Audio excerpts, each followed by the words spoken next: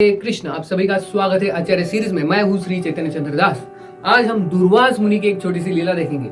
आप ये वीडियो आखिर तक देखिए और ज्यादा से ज्यादा शेयर कीजिए और चैनल को सब्सक्राइब कीजिए। आपको और इंटरेस्टिंग वीडियोस मिलेंगे।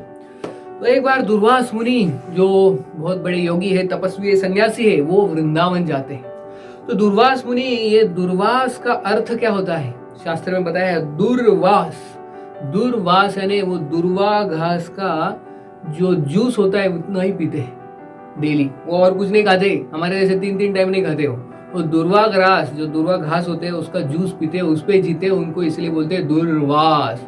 और दूसरा मतलब है दुर्वास यानी वो अच्छे से कपड़े नहीं पहनते। वास यानी कपड़े, दुर्वास अच्छे से कपड़े नहीं पहनते यानी वो कपड़े नहीं पहनते, वो ऐसे ही रहते बिना कपड़े के, इसलिए उनको दुर्वास। दो अर्थ है। तो ऐसे दुर्वास मुनि जो बड़े तपस्वी थे, बड़े योगी थे, एक बार वृंदावन गए और वृंदावन में एक पेड़ के नीचे बैठ के, यमुना के तीर पे बैठ के अपना भजन कर रहे थे, जप कर रहे थे। तो उस समय गोपियों ने सुना कि साक्षात दुर्वास मुनि इतने बड़े तपस्वी आए हैं हमारे वृंदावन में, तो हमें मिलने के जाना चाहिए उनसे। तो सभी गोपियां तैयार होती है और सोचती है कि इतने बड़े सन्यासी आए, इतने बड़े योगी आए हैं, तपस्वी आए हैं, उनको मिलने जाएंगे और उनको कई सारा हम क्या करेंगे, भोजन व्यंजन बना के उनको अर्पण करेंगे। लेकिन खाते तो वो क्या है, सिर्फ दुर्वास यानी दुर्वा घास का जो जूस होता है उतना ही पीते। लेकिन गोपियों ने सोचा कि हमने उनका आदर तिथ्य करना चाहिए, उनको खिलाना चाहिए। तो गोपियां बड़े बड़े अच्छे व्यंजन बनाती है घर पे और सभी इकट्ठा होके जाने को निकलती है। लेकिन तब उनको पता चलता है कि अरे वो गंगा के उस पार है दुर्वास मुनि और सारी गोपियां इस साइड से है, तो गंगा पार करके जाए कैसे उनके पास। तो गोपियां सोचने लगती है और फिर क्या करती है, भगवान कृष्ण को बुलाती है, कृष्ण के पास जाती है और बोलती है कि ये समस्या है, दुर्वास मुनि आए, उनको खिलाना है, तो आप कुछ तो कीजिए। ये गंगा यमुना है जो बीच में है, हम पार कैसे करें इसको। तो कृष्ण बोलते देखो सिंपल सॉल्यूशन है, क्या करना है, जब आप यमुना के तट पे जाओगे, सभी भोग और ये प्रसाद लेके जाओगे, तो उधर पहुंचने के बाद एक चीज बोलने का यमुना को, अगर ये कृष्ण जो है ब्रह्मचारी है, अगर कृष्ण वास्तविक में ब्रह्मचारी है तो कृपया करके हमें रास्ता दीजिए। तो यमुना आपको रास्ता देगी। तो बोले ठीक है, ब्रह्मचारी, कृष्ण ब्रह्मचारी, ठीक। तो सभी गोपियां जाती है यमुना के तट पे, सभी वो व्यंजन बना के लेके जाती है। और जब यमुना, इतनी गहरी नदी यमुना, उसके पास में आते हैं तो बोलते हैं अगर कृष्ण सच में ब्रह्मचारी है तो हमें कृपया करके रास्ता दीजिए। और तुरंत यमुना रास्ता देती है, आश्चर्य की बात। और फिर गोपियां चलती जाती है और दुर्वास मुनि के पास पहुंचती है और दुर्वास मुनि को इतने सारे व्यंजन बना के वो देती है। दुर्वास मुनि देखती, बाप रे, इतना सारा व्यंजन तो उन्होंने कभी देखा नहीं होता, क्योंकि वो तो डेली दुर्वा घास का जूस पीते हैं। लेकिन आज इतना सारा व्यंजन लाया है गोपियों ने, तो वो क्या करते हैं, लेते हैं, ये लेते हैं, वो लेते हैं, वो खाते, तो सारी गोपियां सब उनको देती है और वो सभी कुछ खा जाते हैं, पूरा साफ कर देते हैं। इतना सारा व्यंजन लाया होता है, सभी का सभी वो खा लेते हैं, पूरा की पूरा। तो गोपियां आश्चर्य से होते, अरे इन्होंने पूरा खा लिया, ये तो बड़े सन्यासी तपस्वी हमने सुना था। लेकिन ठीक है, सब ले लिया।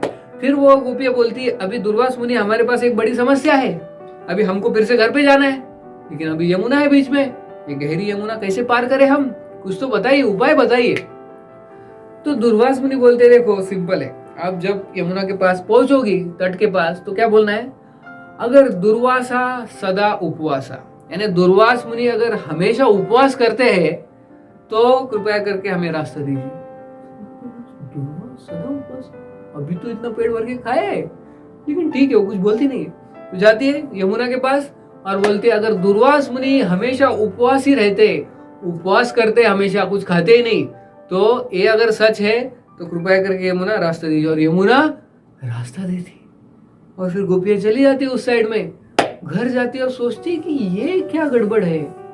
तो सभी गोपियां मिलकर भगवान कृष्ण के पास जाती है और पूछती है कि ये हमें समझ में नहीं आया। एक तो पहली बार हम गए, हमने पूछा यमुना को अगर कृष्ण असली में ब्रह्मचारी है तो कृपया करके रास्ता दीजिए, यमुना ने रास्ता दे दिया। और आते वक्त बोला कि अगर दुर्वास मुनि सदा उपवास है ना, हमेशा उपवास करते हैं, तो रास्ते दीजिए, फिर से रास्ता दिया। तो ये दोनों बात तो झूठ है। एक तो कृष्ण ब्रह्मचारी है नहीं, क्योंकि हमारे साथ हम डांस करते हो, आप हमेशा हमारे साथ हमेशा रहते हो गोपियों के साथ, और कैसे आप ब्रह्मचारी हो। ये भगवान कृष्ण को ही गोपियां पूछती। तो भगवान बोलते देखो कि ये जो है, आपने जब बोला कि अगर कृष्ण ब्रह्मचारी है तो रास्ता दो, तो यमुना ने रास्ता दिया नहीं, ये सच है, मैं ब्रह्मचारी हूँ। कैसे? ये सब आप जो है मुझे चाहती हो, इसलिए मैं आपके साथ रहता हूँ, नहीं तो मैं आत्माराम हूँ। आत्मारामश्च मुनयो। तो भगवान जो है और उनके भक्त है वो आत्माराम होते हैं। तो भगवान साक्षात आत्माराम है, उनको किसी की जरूरत नहीं है।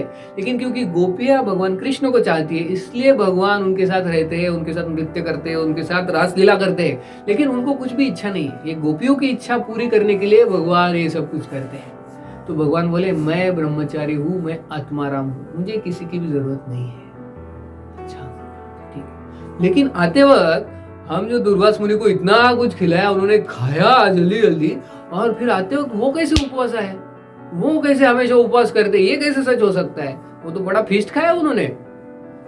तो फिर बोले कृष्ण भगवान कि देखो, जो दुर्वास मुनि है, इतने बड़े भक्त है, इतने महान योगी है, सन्यासी है, आपने उनको खिलाया, लेकिन उन्होंने किस भावना से खाया आपको पता है? जब वो खा रहे थे तो वो सोच रहे थे जो परमात्मा है अंदर हृदय में, वो उनको खिला रहे थे। इस चेतना में वो उन्होंने इतना कुछ खाया कि मेरे हृदय में जो परमात्मा है उनको खिलाना चाहिए, इसलिए वो खा रहे थे। लेकिन खुद के लिए वो नहीं खा रहे थे, इसलिए वो दुर्वासा सदा उपवासा ऐसे। इसलिए ये सच है, दोनों बात सच है। एक तो मैं ब्रह्मचारी हूँ हमेशा, और दुर्वासा सदा उपवासा, इसलिए यमुना ने आपको जगह दी जाने के लिए। तो ये दो बातें सच है। तो ये छोटी सी लीला है वृंदावन की। बहुत बहुत धन्यवाद। हरे कृष्ण।